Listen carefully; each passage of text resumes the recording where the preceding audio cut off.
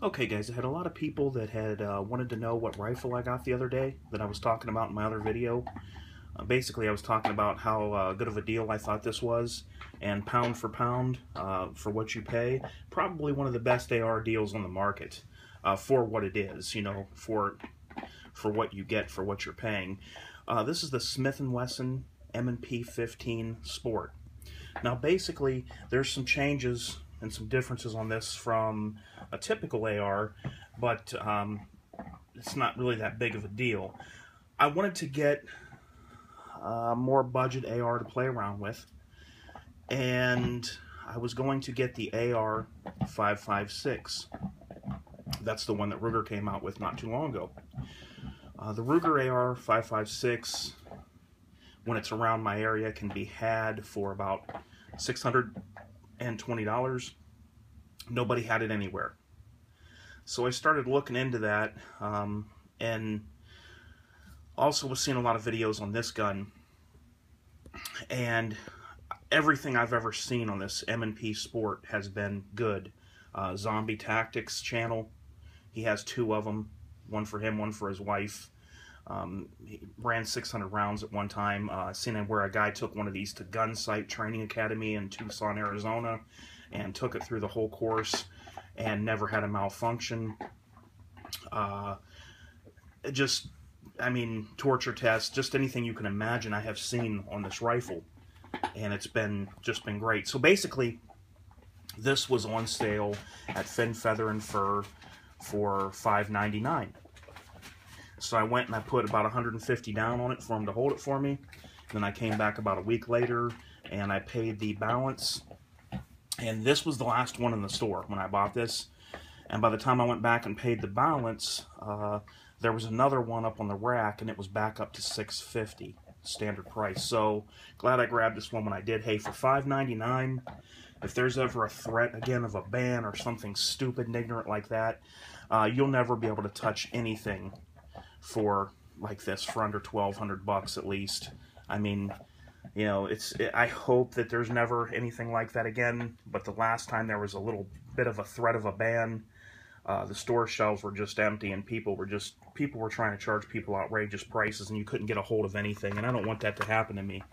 So basically, it has no dust cover and no forward assist. I don't need a forward assist. If anything happens to my AR, I'm going to do a tap, rack, bang. I've heard of guys having a double feed and slamming that forward assist, and the gun getting so jammed up that they have to take it apart and run a rod down the barrel.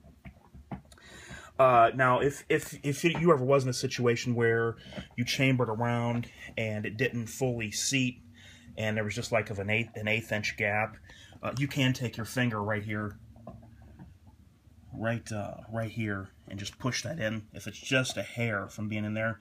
But if I had a jam back here, something was going on, there's no way I'm slamming a forward assist. I'm going to do a tap, rack the charging handle, and bang. So I really don't need the forward assist, because like I said, I like the looks of it on a gun, but I don't believe it's something I've ever used in my life. As far as the dust cover goes, that's okay. There not being a dust cover on here. I've seen a test, like I said, the Tucson, Arizona, where the guy was down by the, you know, dirt and sand and whatever. I've also seen a test where a guy was actually putting sand in there and in the chamber, and the gun never failed to fire. Most everything else doesn't have dust covers on them either, like other guns. But yeah, that's not a big deal. Comes with a Magpul backup sight.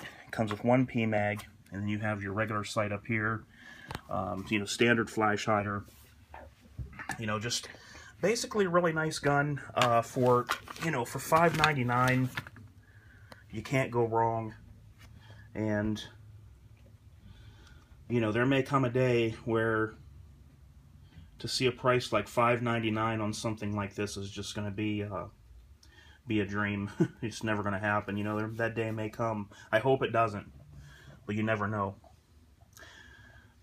So yeah, there's the other side of it. Actually, here, let me flip this around right. Sorry, guys.